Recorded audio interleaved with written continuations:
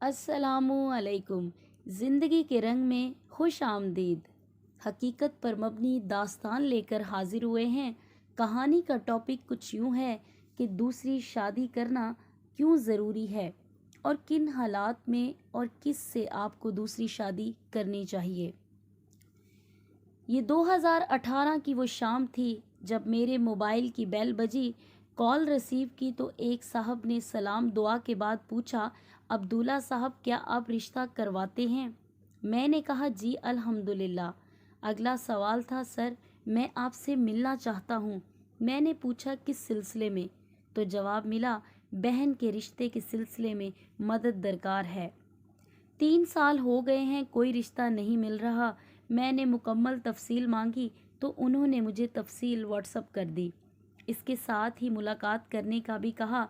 मज़ीद मालूमात लेने से पता चला भाई करियाने की दुकान पर काम करते हैं और मेरे इलाके के नज़दीक ही थे, तो मुलाकात के लिए भी चला गया।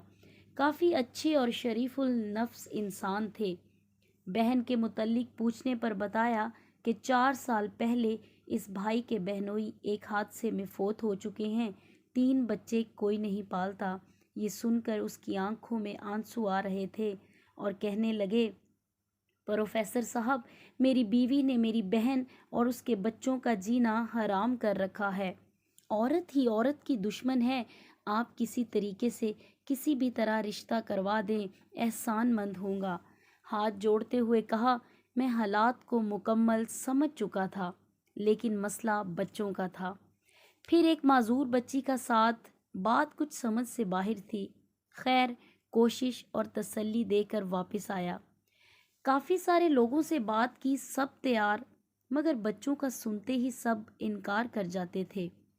तंग आकर पहली बीवी की मौजूदगी में शादी करने वालों से बात की तो अंदाज़ा हुआ कि उनको सिर्फ जिस्म की ज़रूरत थी और बात यहाँ बच्चों की भी थी। जो भी सुनता कहता, बच्चे नहीं चाहिए भाई, मुझे सुन्नत पूरी करनी है, बच्चे नहीं पालने। दूसरों की औलाद क्यों पालूं? और दूसरों की औलाद भला कौन पालता है? 2 माह इसी तरह गुजर गए। मेरा एक दोस्त जो होलसेल का कारोबार करता था, काफ़ी मालदार भी था माशाल्लाह से। एक दिन उसकी दुकान पर बैठे बैठे ख्याल आया। मैंने कहा, रिजवान भाई, यार दूसरी शादी क्यों नहीं कर लेता? उसने गौर से मुझे देखा, मेरी तरफ झांकने लगा तो मैंने कहा, क्या हुआ?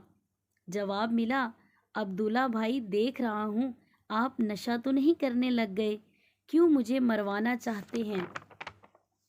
मैंने कहा, रिजवान ये तो सुन्नत है, आप माशाल्लाह से अच्छा कमाते हैं, अल्लाह ने आपको बहुत सारी नेमतों से नवाजा है, आपको ज़रूर शादी करना चाहिए और किसी का सहारा बनना चाहिए। तो इसके इनकार से भी मुझे मायूसी मिली। खैर, चंद दिन बाद रिजवान से दोबारा मुलाकात हुई तो काफ़ी मायूस लग रहे थे। मैंने पूछा, क्या बात है, कोई परेशानी है क्या? आप शक्ल से परेशान हैं। कहने लगे, दुकान में चोरी हो गई, हालात ख़राब हो गए हैं। मेरी बीवी भी झगड़ा करके मेके जा बैठी है और मुसलसल तलाक का मुतालबा कर रही है। औलाद नहीं थी। मैंने अफसोस किया और तसल्ली देने के साथ ही कह दिया कि रिजवान, इसलिए आपसे कहा था कि दूसरी शादी कर लें। आज दूसरी बीवी होती तो आपको पहली भी ना छोड़ कर जाती। अगर नहीं यकीन तो दूसरी शादी करके यतीम बच्चों के सर पर हाथ रखें, देखें अल्लाह की कुदरत, पहली बीवी भी वापस आएगी और खुशहाली भी। मेरी तरफ देखने के बाद रिजवान भाई ने कुछ सोचा और पूछा, कितने बच्चे हैं? मैंने कहा, उनके 2 बच्चे हैं, एक बेटा एक बेटी। माजूर बच्ची का जिक्र मैं भूल चुका था। उसने कहा, ठीक है, आप बात करें, जो मेरे अल्लाह को मंजूर। मैंने लड़की के भाई को कॉल की और शाम को उसको दुकान पर ही बुला लिया।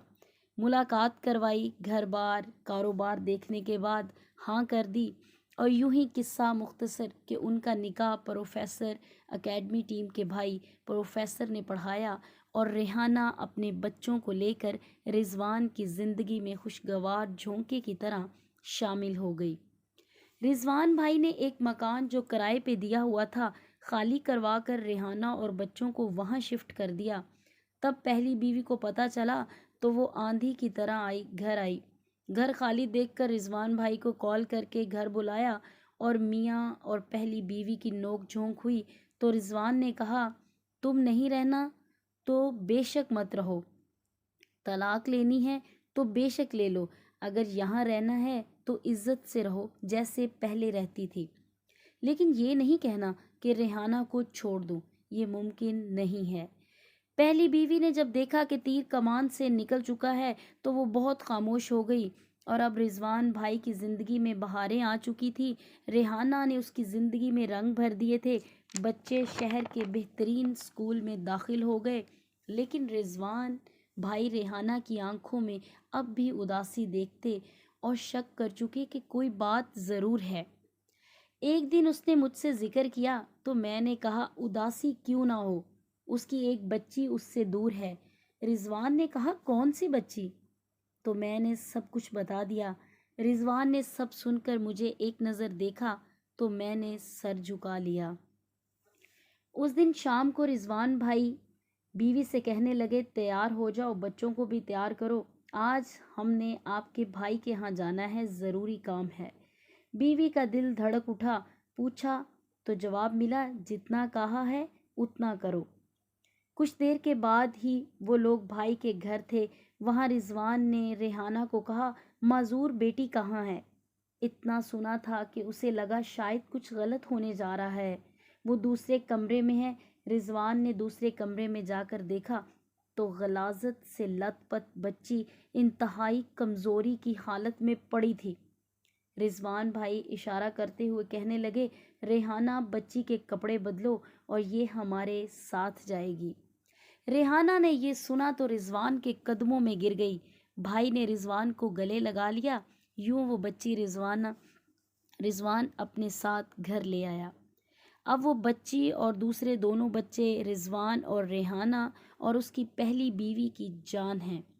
رضوان دن دگنی رات چگنی ترقی کر رہا ہے۔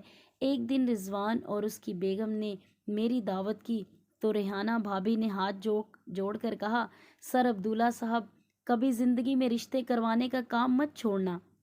میری رضوان سے شادی نہ ہوتی تو میں آج بچوں کو قتل کر کے خودکشی کر چکی ہوتی۔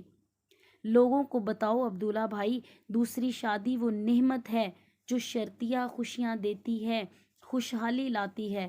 میرے جیسی لاکھوں ہیں جو دکھوں بھری زندگی گزار رہی ہیں، ان کو بھی خوشیاں دینا چاہیے۔ کاش کہ یہ نعمت معاشرے میں عام ہو جائے۔ یہ واقعہ فرضی نہیں، حقیقی ہے۔ دوسری شادی واقعی ایک نعمت ہے، اور ایسی عورت سے دوسری شادی جس کے بچے ہوں زندگی میں حقیقی خوشیاں بھر دیتی ہے۔